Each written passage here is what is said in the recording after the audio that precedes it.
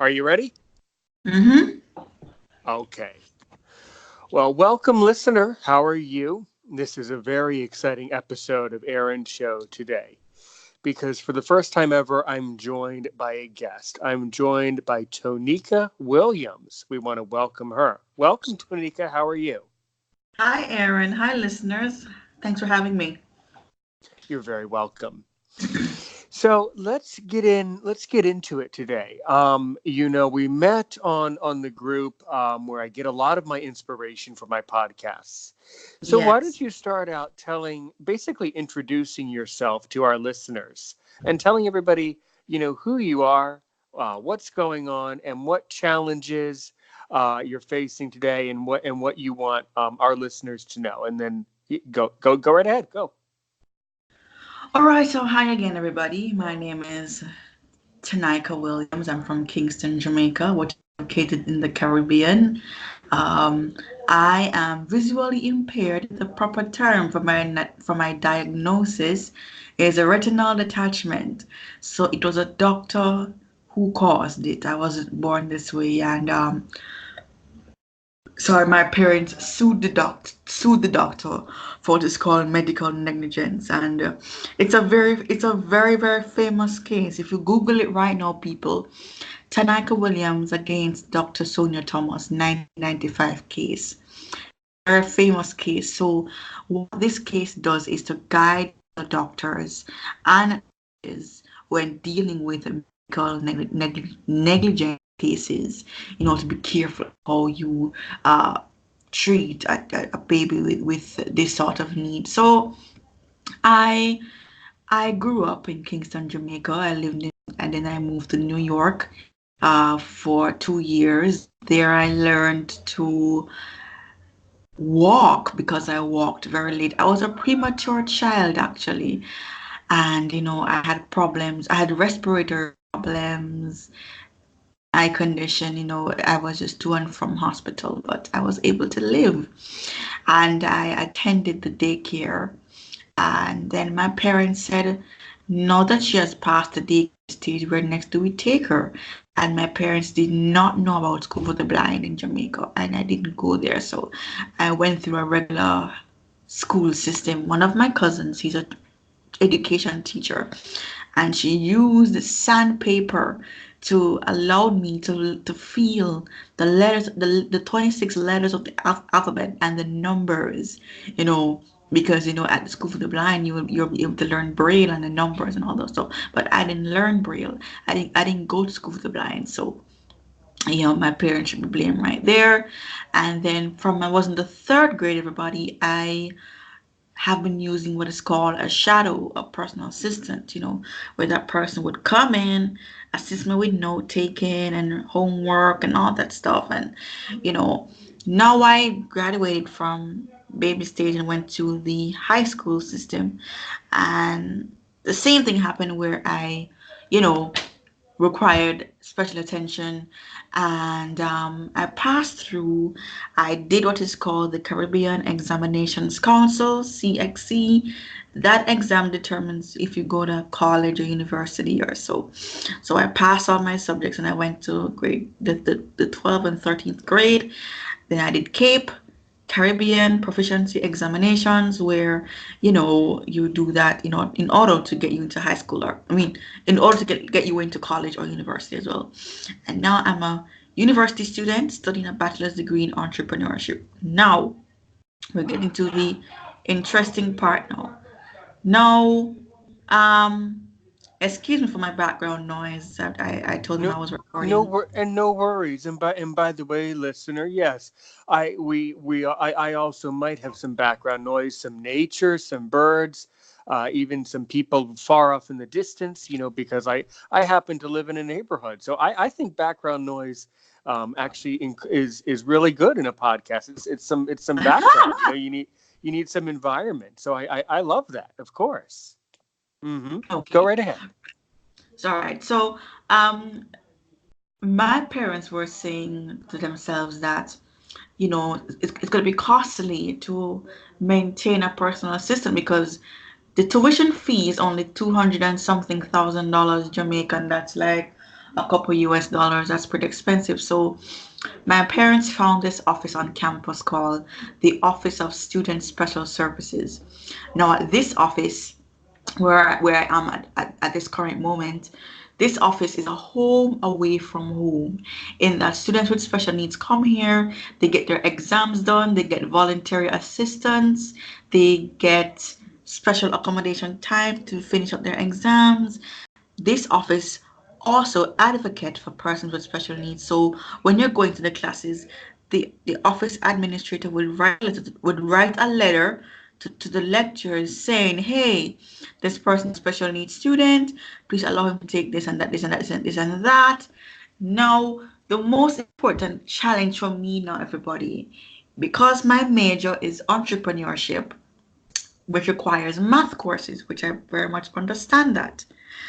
And we need math in our everyday living. Sorry, we need math in our everyday living. So I did accounts and I passed it. Now, the two most troublesome courses that are bothering me are economic statistics and financial management. By the Now, way, with for oh, I'm go oh ahead. sorry. Yes, yes. So by the way, listener, I think in the States we might say accounting. By the way, just to give our American listeners some American English. Perhaps in British English you would say it that way, but in America, if you're listening to Aaron's show right here in the States, you would know that course as accounting, which is very important for entrepreneurship. I agree. Please continue. Yes, or let me just backtrack that Sure. accounting, There you it go. involves the balance sheet, income statement, profit and loss account. So those are important. Those are important, which I get and I grasp and I passed it. Now, with that course, I went to my lecturer's office hours, and I used up her time wisely. And my father, who was also an accounts teacher back in high school, so that course was easy to grasp. Now, the statistics, which involves tables to find the cumulative frequency, this, that, it's really tedious. And guys, let me say, I've done this course three, four times and failed. Why? Why, people? Why? Because, tutoring worked, but there was a little mix up, or should I say confusion in the tutoring. And one of my lecturers approached my father and said, we need to do something because something is not right here. So the lecturer approached the deputy dean of the faculty and said, we're having a challenge here. Could you help us? And the deputy dean said, other blind persons did the course and she passed it. That's no excuse. Now, people, in particular professors who are listening, I understand that different persons will have different accommodations, different teaching methods. Now, impairs, if blind or visually impaired persons did the course, pass it, that's good for them, congrats. But you're going to have different persons with different special needs, and they just don't understand it. Another method would work for them. So the method that would work for me, oral exam. Reason being, because if you can listen to my voice, everybody, I am somebody who likes to express myself. So all I'm asking of you to do is, Mr. Deputy Dean, is to use the same question content that you would give a sighted person for the exam. Turn it around slightly to accommodate me for an oral exam. All I'm asking. So what will be done? I'll be writing a letter to the deputy principal, or should I say chancellor, the director of the Office of Student Services and Development here, and administrator of the Office of Special Student Services here, to say, hey, look, I'm tired, I need some help. This is the best method forward. Can we go along from here? Because, yes, different personalities match with different people. But you, as lecturers, professors, you need to understand that, hey, you have a special need person. Can you deal with it? Deal with it just one time. You're not going to see them every day. Just deal with it and done. Duh. So I'm imploring even university students, those who are blind, visually impaired, whatever disability you have, don't just sit back and lay in your couch. Up and out of your grave. Dig deep and find the source of answers. I had to post this in a group and I got a lot of comments. And I thank you guys for supporting me. I'm not just doing it to show off. I'm doing it to show you guys that not just in America, in the Caribbean. It's worse in the Caribbean. I don't know what the law is in America in terms of special how they cater for special needs, but what I do know is that and now I'm not being biased. I'm not. What I do know is that America caters a lot more students with special needs than in the Caribbean. I wish we were like America, but we don't have it. That's why I encourage you students to use up your opportunities, opportunity costs. Use your resources wisely. Any questions? Really good. I I certainly have a lot of questions for what you just Go ahead. told our listeners. Sure. First of all, thank you. So I need to take this time to thank you for joining us on Aaron's show today. By the way, Mhm. guys, when I responded to Tanika in the groups that we're all in on Facebook, I'm always pleased to speak to all of you, and I'm so happy she's on the show today. But I actually had no idea that she would even respond.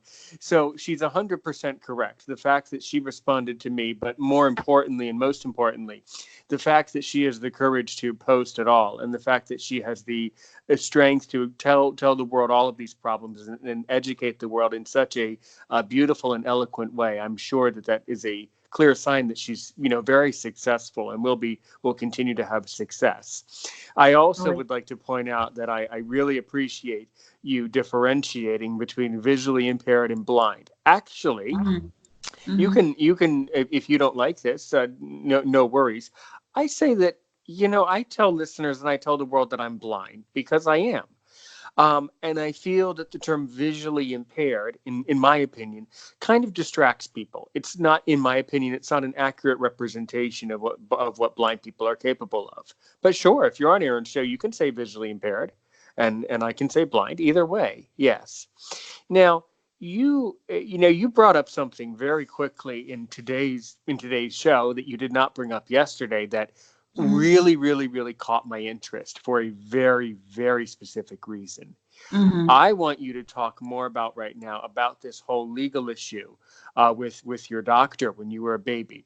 By the way, listeners, let me tell you that I personally have a great deal of interest in law and philosophy and society. In the year for me was around 2001 to 2002. My parents had to sue the school system, the public school system where I live. It's quite a landmark case. Um, if you want more information about the case, because I'm not 100, I know it. You go, guys, go ahead and laugh. I'm not. I'm not sure what the official. I'm not sure what the official legal title of the Excuse case was. I forget what it was called. It could have been my name, but I'm not 100% sure. So if you want more information about my legal case, go ahead and push that audio message, push that audio clip button on this podcast. Let me know. Or of course, since I'm going to be posting our podcast today on all sorts of groups all over Facebook. Anywhere you see this link, just go ahead and click comment and then comment below. I'd be happy to get back to you about that. So Sure. because of this issue of law and disability law and things like that, but specifically medical law, I find this to be very interesting. If you would like, tell our listeners more about your early days and specifically what medical malpractice occurred, and tell everybody all about that. I'm really interested to learn about it. Go. All right. Let me say much, but I will share the little I know.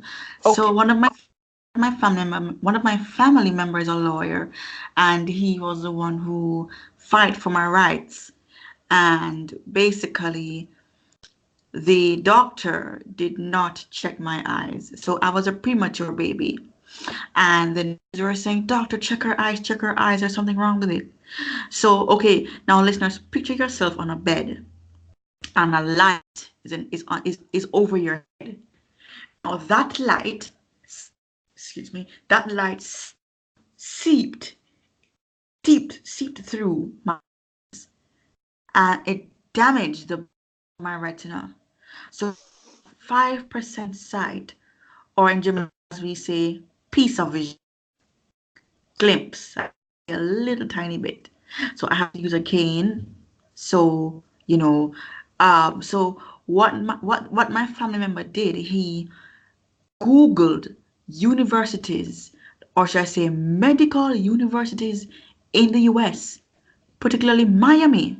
I don't remember where in Miami he did it, but he Googled universities in Miami and he got in contact with professors, ophthalmologist professors, to say, hey, what do your laws say, this that, and he did some research and he got in contact with an ophthalmologist in New York.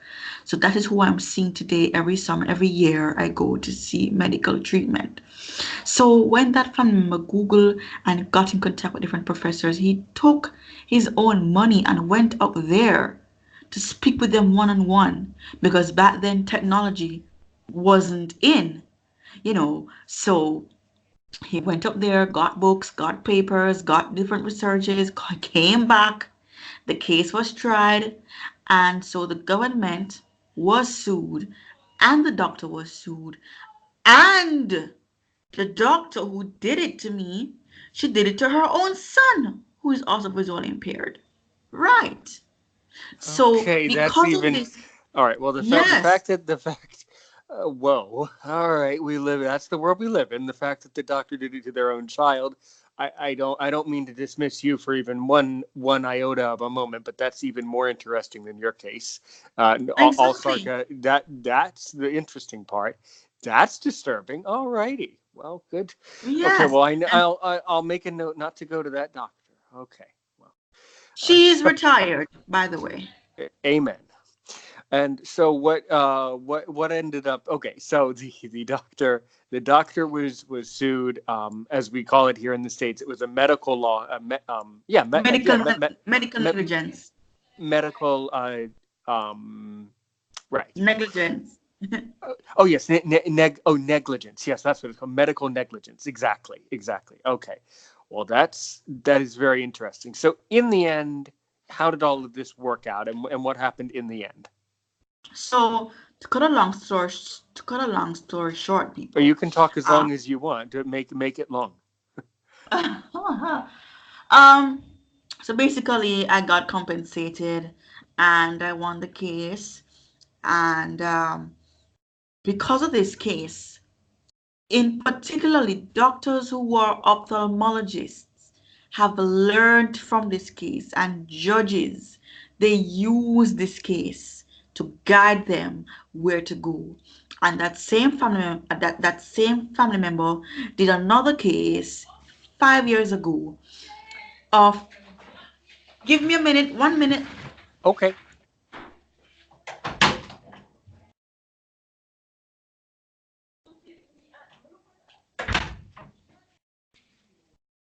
Sorry. So No problem. that family member represented a lady, and her daughter is blind, deaf, and dumb. Think about it, listeners. Somebody who is blind, deaf, and dumb. Now, the hospital was sued, and the doctor was sued, and the government was sued, and that parent earned about millions of dollars. Can't say on air, but millions of dollars, because what? That doctor performed a different doctor performed medical negligence. So my case was used to back up this new case, as evidence. So that As case still and for exists. right, excellent. For our American listeners, her case was used as legal precedence. Exactly. Legal precedence, yes. I did international law and law of legal systems back in first year of university, so I have a basic idea of what's going on. Good, good. Great. Mhm. Great. Well, that I'm of course we're very sorry to hear about that, and we're glad that it was handled. And Mhm. I tell people when I hear these stories from around the world, I am never surprised, and I'm always surprised. It is a miracle to me that some people get into professions that they probably should not have gotten into in the first place. But in the end, I'm glad that the right thing was done, and I'm really proud to hear that. So um so this is good. And then um you talked more about growing up and going through school. Can you tell Mhm. our listeners what were some experiences that you had kind of like as a child? Because Mhm. by the way, so I'm 28 years old. Now I'm I do not know. 24. Okay, yeah, I figured since you're in university, I figured you could be a little younger than me, but probably around my age. So you know good. So, what I was wondering is, what were some experiences that you had, going through the school system in Jamaica and being a child, growing up in Jamaica as a blind child. I mean, as I told you, I've been to Saint Lucia, but I've never been to Jamaica. So Americans are not really familiar with Jamaica apart from the culture. We really don't know much about the country at all unless we go there and unless we have family there. So what are some experiences, some really interesting experiences you had? I think you started off you're doing great. You're doing really well. So try to tell our listeners about another really profound experience you had as a child growing up in Jamaica.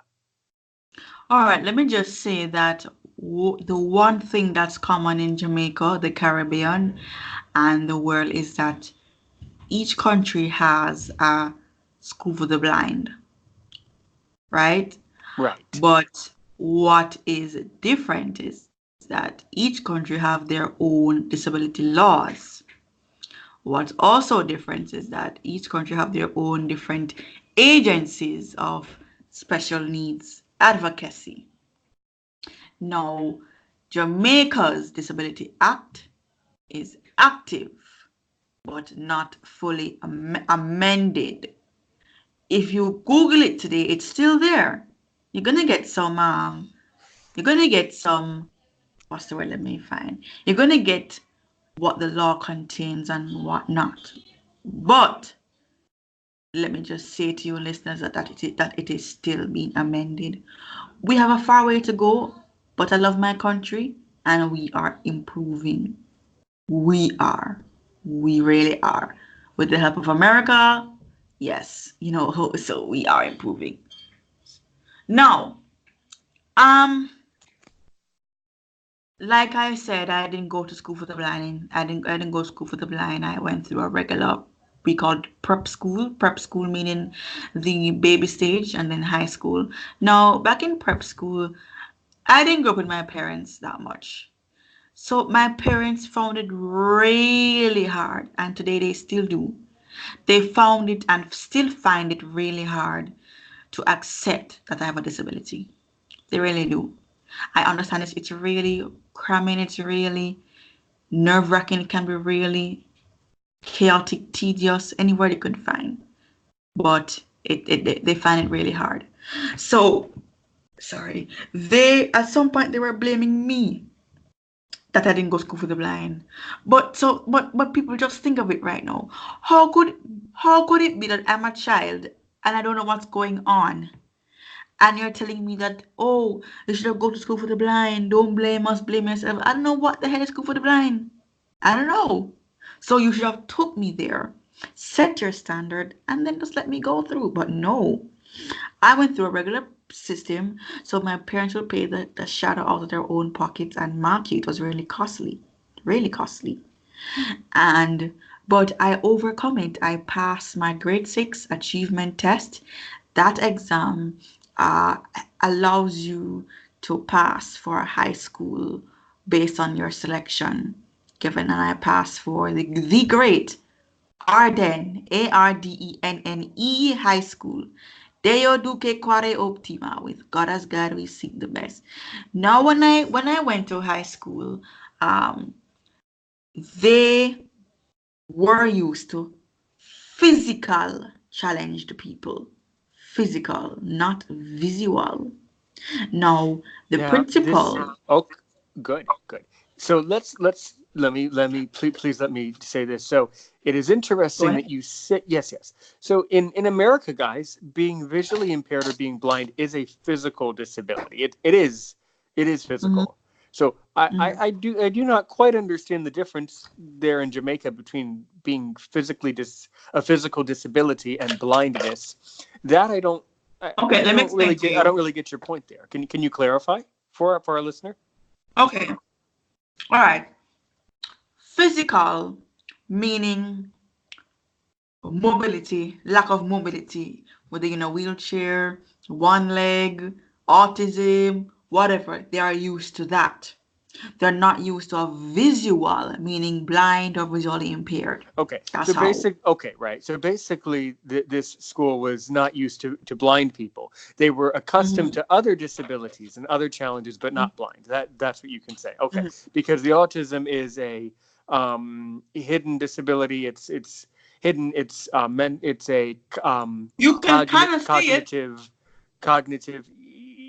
Yes, but we use certain in America. We use certain diplomatic language and certain legal terminology to express it. So That's understandable. That's autism would be cognitive, and being blind is physical. Okay, but either okay. way, so the school wasn't used to blind people. Okay, doesn't no surprises there. So then what? So then my parents and the principal had a meeting to say, hey, this person is blind. You're gonna have to accommodate this person, blah blah blah, yada yada yada. So the first step the principal took was to let the teachers be aware. And we had our former special educator Minister Dr. Hicksfeld Douglas, who is also blind.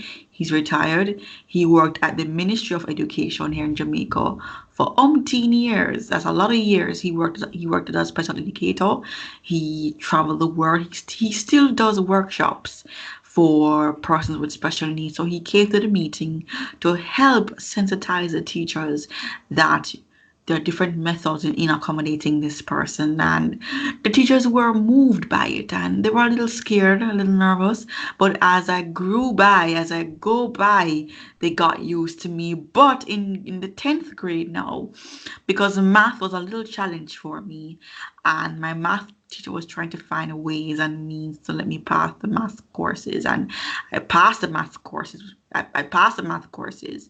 and I became student council representative. I left a mark. I left a legacy at the school because I did well in my exams. I was able to prove them wrong. I was a popular girl at school and still is a popular girl because people, my sisters go to the same school and they say, I remember your sister, she left a legacy here, and it's still here. And after I left a couple years ago, another visual impaired student came. Yes. And well, she had to leave because an incident happened. Not at the school, but at the school for the blind. An incident happened and she had to head back to the Bahamas. So she's no longer here in Jamaica. But the point I'm making is that once a school is sensitized and do their best to equip the student and other students, then there's nothing wrong with it. So the same thing applies to the university. Yes, it's rocky. It's really rough. But come on, guys. Put your head in the game. Yes. Cool, cool. Well, great, great. I can tell that you have a really strong family, and that you have really supportive parents, and I think that's really, really critical. And one of the problems that I'm seeing today on my side of the microphone here in the Americas, is that a lot of parents, you know, some parents are just not able to deal with their child's blindness is what I'm finding. Some parents are just not able to deal with it. And My I parents just my parents are like that too. They really don't. They find it really hard to understand. But they are coming out of their comfort zone and really understanding. So it's a healing process. It's a really long healing Indeed, process.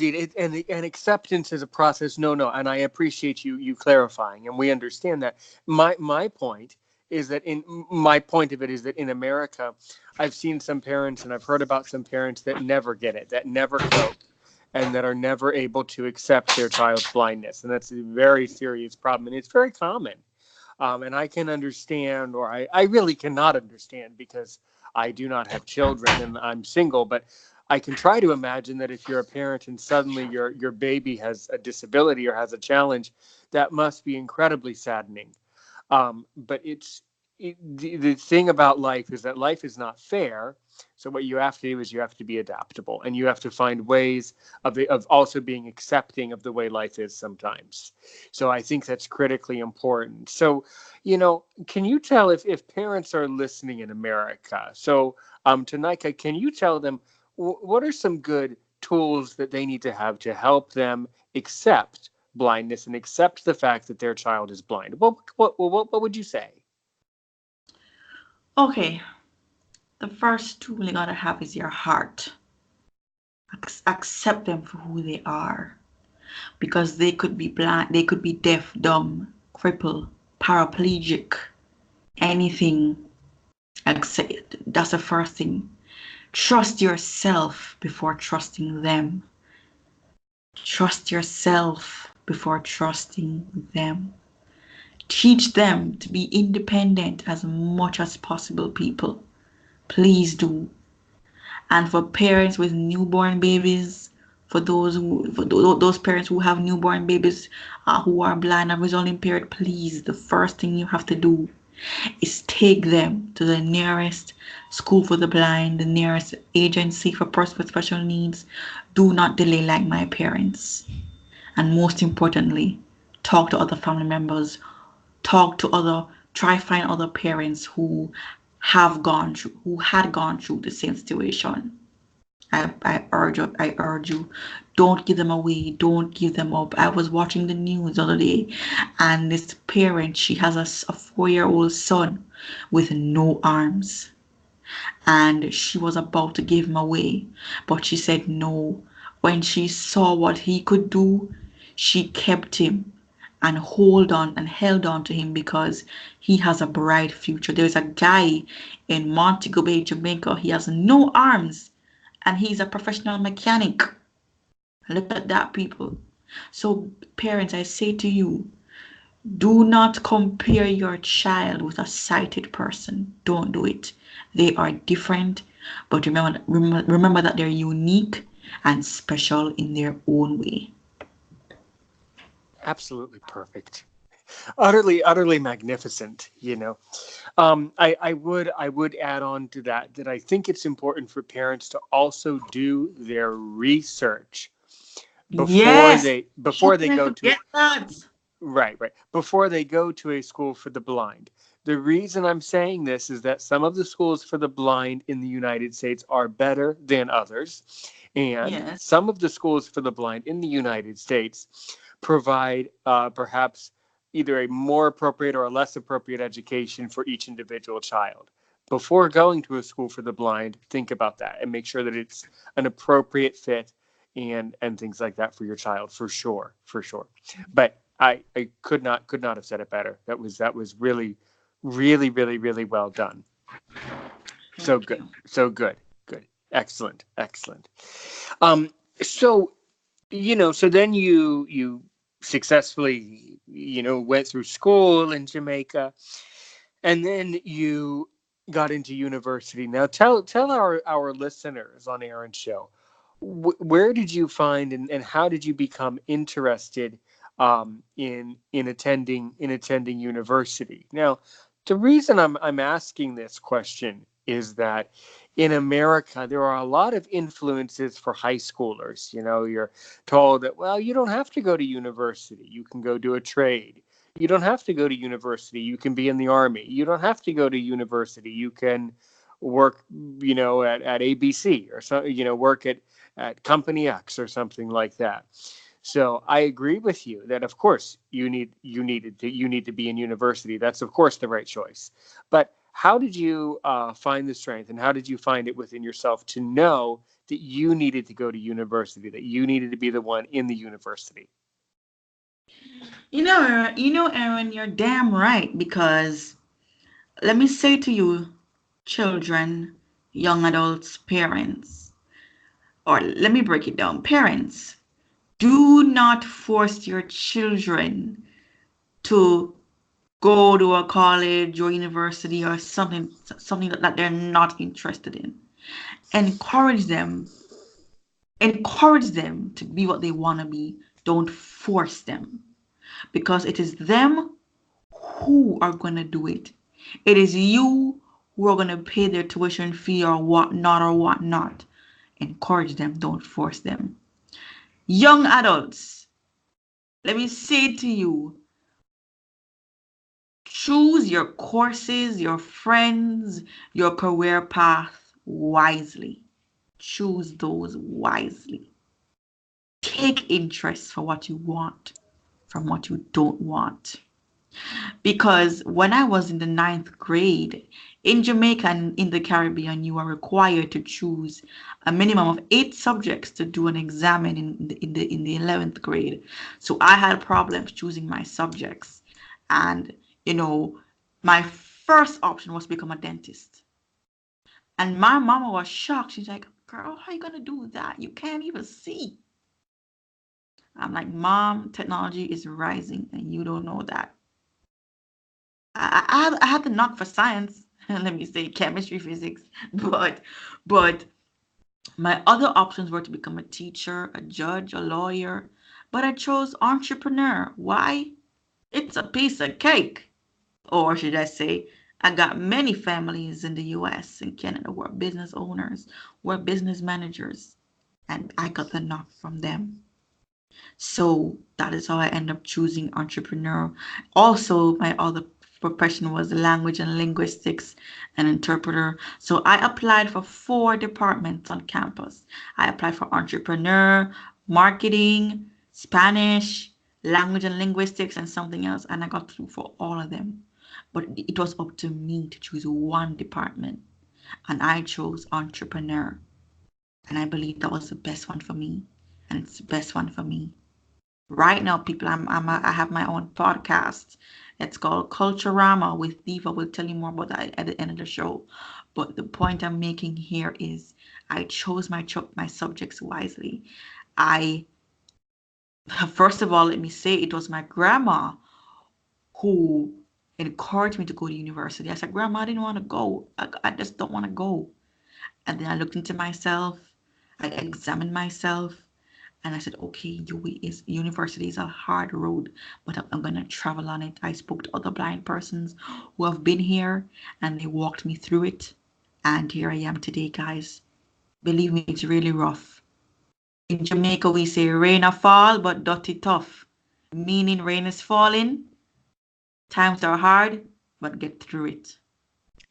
That's a great one. I'm sure our listeners will love that. Will love that Jamaican expression that's only said in Jamaica. Yeah. Yeah, really good. Yeah, and you present yourself perfectly as a public speaker with your personality and your Thank beautiful you. Jamaican English. It's that really adds to your strength. That really makes you sound even more eloquent as a public speaker and a business person for sure. Yes, Thank you. you are welcome, of course. Well, yeah, I mean, a lot of people, and the other thing is, a lot of people just don't know what they want to do at all. In the United States, we have so many people. We have too many people going to university, and they come out and then they don't really work. So that's starting to become a bigger and bigger problem in the United States. But so, how many universities are there in Jamaica? Okay, so we have 2 main universities. The University of the West Indies, Mona, Mm-hmm. and University of Technology. They're right across from each other. We have teachers' colleges. We have the Northern Caribbean University. We have What's the name again? I forgot the others, but we have quite a few. But the two main ones, as I said, the University of Technology and the University of Mona, Jamaica.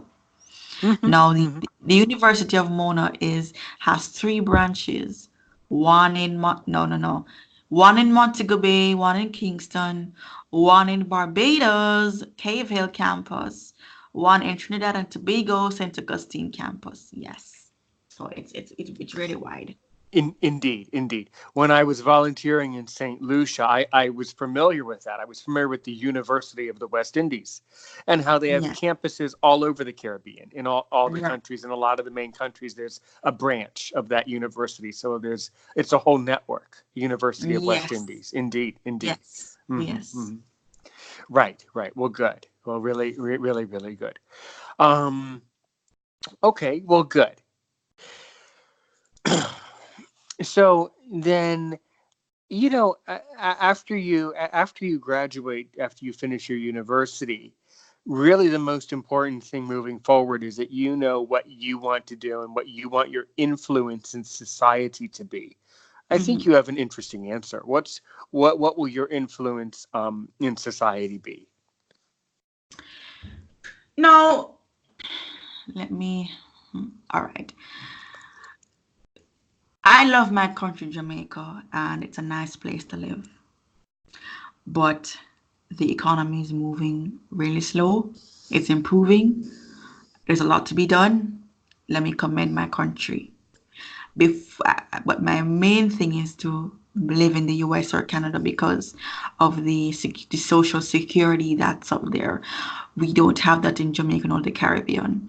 So we have to sit in our butts and depend on people to feed us. There are hardly any jobs here in Jamaica, let me say, for persons with special needs. We have to beg or this thing called links, contacts. But in the US, although in the US, you will get a social security. So if you don't get a job in the US, you can at least get a social security, which is good. But in Jamaica, you ain't getting nothing here, man. You ain't getting nothing. Not a damn. So for me, I have to think outside the box. So I want to stay here for at least the next 3 to 4 years and contribute to my country with my online business platform. And then I go to the US because I lived there before and I plan to get back up there, to do my master's and continue my podcasting and my business ventures. But really and truly, I love my country, but it's not where it is for me as a person with a special need. I cannot stay one place. I have to go and find other opportunities. Some blind persons are migrating because of what? There's nothing here. You have to beg. I'm not going to beg. No. Move on. So I say to you, blind persons or any person with a special needs, don't just sit down. Think outside of the box. Think of something that you can do. Use your talent, whether it may be singing, playing an instrument, making baskets, doing hair, whatever it is, people, get up, stand up for your right. The famous Robert Nesta Marley, stand up for your right. Go speak. Go sing on the roadside. You can tell you see an artist promoter driving his Audi car or his Jaguar, say, hey, I'm going to promote this young person. And see? So let your voices be heard. Yeah. Great. Great. Yeah, no, I loved living in St. Lucia. The Caribbean is a wonderful place to live. It Um, is, especially and the climate. yeah, especially that. Yeah, the weather's always good. Except for this part of the year, you have to be careful now for hurricanes in your part of the world down there. But Oh, um, yes.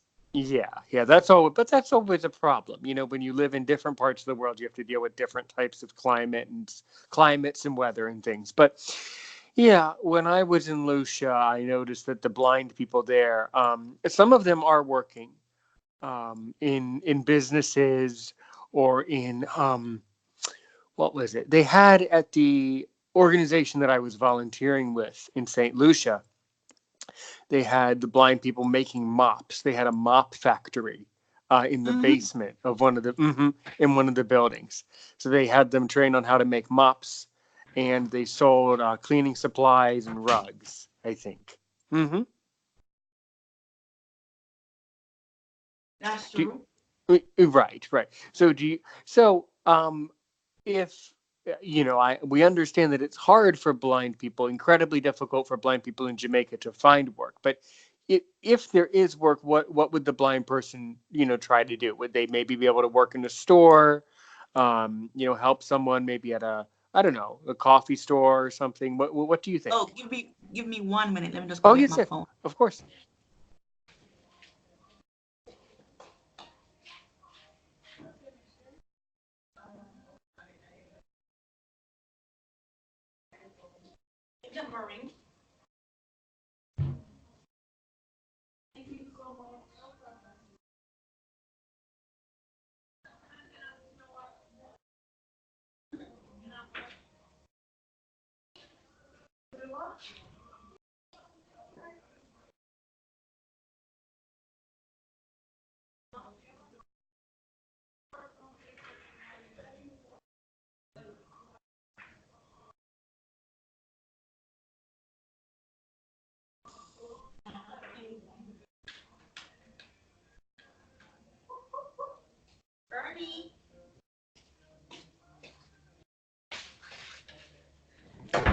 Sorry about that. No Now, worries. in Jamaica, we have what is called the Jamaica Society for the Blind, and that facility teaches blind and visually impaired persons to get adjusted to blindness. And they have a little craft market. They have a craft store behind it. It's called Superior Craft and More, where they make baskets, handbags, dirty clothes baskets, all those stuff. But really and truly, the sighted population, these business owners, these self-employed persons, they're not convinced to employ a blind or visually impaired person. They're not. So mostly blind persons mostly do teaching jobs, and they are being employed in the government, in the public system, the schools, the high schools to teach. But we as university students, some of us are not being employed. Some of are. Let me give a perfect example.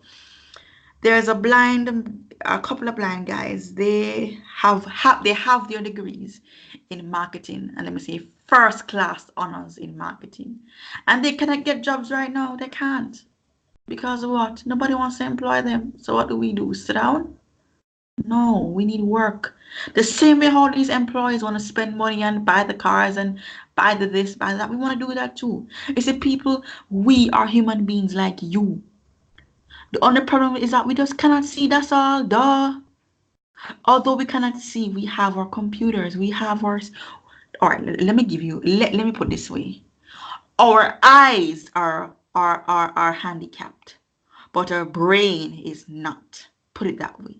Our eyes Right. are not working, but our brain is but our brain is working. And I implore you to put yourself in our shoes. Do that and think of the bigger picture. That'll be my title of my book. Please don't steal it. It'll be copyrighted soon. The bigger picture. Yes. Well, that's really good, really good. So, I suppose at this craft store, they people could, potentially buy baskets or buy crafts, but that's not really that's not really what blind people need to be doing, for the most part. So, I would imagine that probably does not yield much profit for the blind person. Hmm. Mhm. Right? Yeah, yeah, it's a big problem in the states where I am.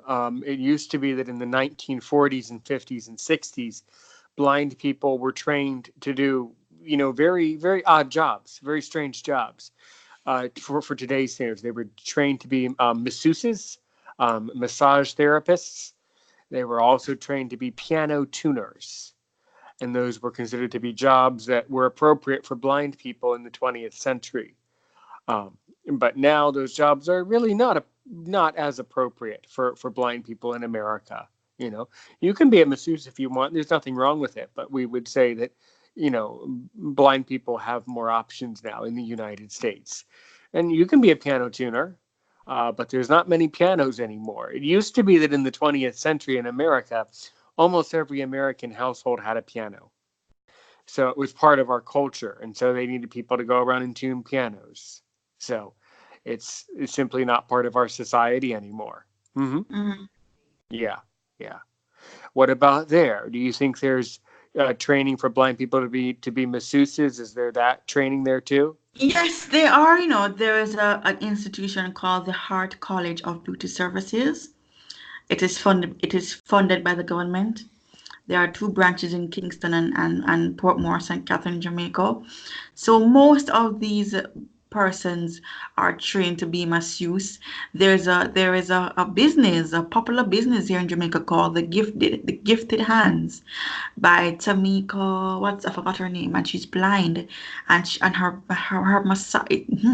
It's a spa business that she has, may I say, and she, apart from massaging, she does hair care, nails, and I am surprised by the customer turnout. So know that the society has increased and technology has increased. Blind persons are now trying to find their own business opportunities, but the problem is that, Aaron, they don't want to seek advice on how to get started on their business. But trust me, it's there. Right. I would think it is, and I think it's not necessarily a matter of not wanting to seek advice. It's a matter of that the discrimination can be so profound and so severe that the blind person simply becomes discouraged. I mean, we have, even in America, we've had blind people who look for jobs for years and years, and then eventually they disappear because eventually, if they get turned down enough times, they lose interest. So that happens very, very, very frequently in the United States. It's a big problem. Hmm. It is. It is. It is. Yeah. But it's a big problem everywhere, actually, everywhere, not just in Jamaica. But I was looking at some economics and I realized that Singapore is one of the leading countries in producing their economies of scale. So, it's a really big factor. Yeah, yeah. So speaking of Singapore and speaking of other countries, why don't you tell our listeners about some, interesting experiences that you have had while traveling, and tell our listeners where you would like to go in the future and what you would like to do as far as travel. All right, let me just fill up this one big gap then. So, earlier on, Aaron, you mentioned that what are my goals and dreams after graduating from university? And one of my biggest dreams is to travel all over the world, all over, as far as Thailand or Taiwan, whatever it's called, Well, those are Singapore, all over. well, okay. So those are two. You can go to both of those places. Those are two different countries. Thailand is one country, and Taiwan is And another then one. Taiwan, yes, I beg your pardon, yes. So I want to travel as far as those countries. I have been to the US, Canada, Barbados, Trinidad and Tobago. Where have I been to? Panama. Yes, I've been there thus far, and trust me, it's great. I love traveling, and the reception there is just good. People just come and greet you and meet you, and you just go about your business. That's all. But one thing though, when I go to New York though, man, the streets are dirty. Fordham Road, man, the streets are dirty, little bit crap. I'm like, I don't want my shoes getting all dirty. I'm like, what the hell? But I love shopping. I love going out to the movies, parties. But anyway, so I have a podcast. It's called Culturama, Kulchrama, with Diva, Diva, and Diva means D determined, I independent, V vibesy, and I am awesome at what I do. So you can listen it on Anchor. Oh yes. That's wonderful. Well, we You can love that listen at Aaron Show. That's You that's can listen it perfect. on anchorfm.net. You can listen it on Mixcloud. You can listen it on Apple Podcasts. Just open your Siri app and say, "Hey Siri, type in Culturama with Diva." No, no, no. Siri won't be able to read that name, so you have to type it in yourself. Again, that's Kulcharama with Diva. It's on Spotify, Break, Apple Podcast, Overcast, Public Radio FM, 195theglobe.com/core confidence radio, uh, Trinidad and Tobago, CCV. I'm supposed to be in the UK on Dodge Radio. Yeah, so isn't it there? It's fun, guys. So I want to go around the world and travel a lot because, let our voices be heard. Yeah. Great, great, guys. So, yeah, if you want more information about her podcast, she can get it to me later, and then I can put it out. Actually, you know what I can do for us for right here on Aaron's show?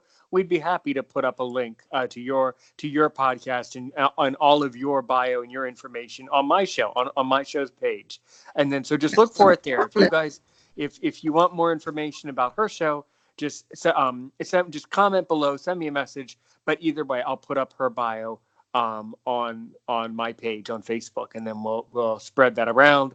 And I hope that this will that will be that's something we can definitely do. Yeah, yeah. And guys, I'll have Aaron on my show coming soon. So listen up good. That's right. I'm really looking forward to being on your show. That's going to be a great honor, because when you're a podcaster, sure, it's fun to talk and hear the sound of your own voice, but it's also fun. It's also fun to have amazing guests and the Yes. guests like today. I mean, you're an incredible person to talk to. You're an incredible guest, and you have an incredible voice for the radio. So, I mean, this is as far as I'm concerned, this is a 5-star podcast. I mean, it's why aren't we Hey, on, why aren't we yeah. on Apple? This is Apple material as far as I'm concerned. I think I should just promote it. I think we should just step right on up there to Apple. I think this is good enough. But I'm only kidding, of course.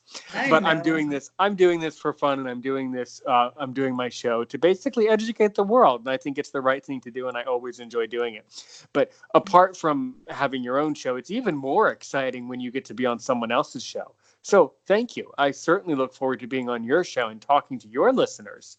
You could even, I don't know, you can do it however you want to do it, but you could even have people send in questions that they want answered, and I'm happy to answer all of your listeners' questions. And that Sure. um, and that reminds me, um, after the show today, I'm going to send you more information about another opportunity that I think you might be interested in learning more about expanding your radio business and expanding your Yes. podcast. And I, Yes. I think I'm not sure that it's really applicable for my podcast style. Like, I don't think I'm I don't think it's a good I don't think it's my podcast is not the right fit for it, but I think you should look into something else that I'm going to send you. Yeah. So, well, this is interesting. So you think our streets are dirty in New York? Well, that's true, but there's dirty streets everywhere in Everywhere. every country. But But that's where great. I was just walking with my dad. I'm like, Daddy, this street is so crowded with dirt. I'm like, where does this come from? Like, Yeah. I love USA. Hey, USA. All my aunties, all my uncles, all my cousins. Hey, y'all in Atlanta, Georgia. Aunt Gigi, Felicia, big up on herself. Where else in America? Um, everybody. I'm people in America. Everybody. Hey, y'all. Love y'all. I'll be back up next year. Nah, peace out. Yeah, good old USA. Oh, Well, see, can you see through the door burning? Okay, I'll stop there. I don't know the anthem okay. offline. So next. Okay. Can you please sing the Jamaican national anthem? Sure. I have a good voice. Um, Eternal Father, bless our land. Guide us with thy mighty hand. Keep us vision with the powers. Be our light through countless honors. Knowledge send us, Heavenly Father, grant through wisdom from above. All this doing us forever, Jamaica land we love. Ladies and gent, ladies, Jamaica, Jamaica, Jamaica land we love. Teach us to respect for all. Still response to duty's call. Nor less send us we through perish. Um, something something. Let's be perished. Something something. I'm embarrassing myself. Jamaica land we love. Jamaica, Jamaica, Jamaica land we love. There you go. Amen. Amen. You that was magnificent. That was wonderful. Yes, yes. I could I not know. think of a better way and a better time to say thank you for being my guest today on Aaron's Show, the podcast for blind persons where we talk about issues in the blindness community. We talk about issues in society with education when lecturers don't want to teach us. We deal with issues with doctors and family and parents and accepting our blindness from all over the world, from the United States or from a wonderful country that I certainly love, Jamaica. And we know that the people of Jamaica love us here in the United States. This has been another amazing, amazing episode of Aaron's Show. Have a good day today and a great day Bye, tomorrow. guys.